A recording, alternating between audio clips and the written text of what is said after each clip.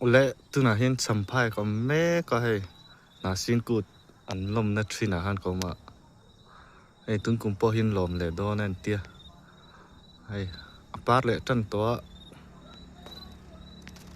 ni cùng mà xe ni cùng họ chú apalo đâu đó nên cái gì hay apart tem riau mà huề mò hay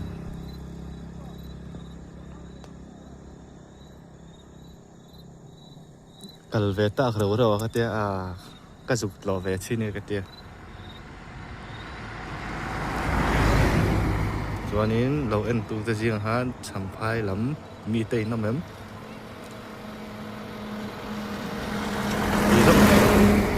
thì xong khăn thì nó sẽ hay ăn lép pa lứt tục rồi á ăn pa vết kuna cho nó môi không bằng một xe nó cùng các chú ấp Halloween cái gì á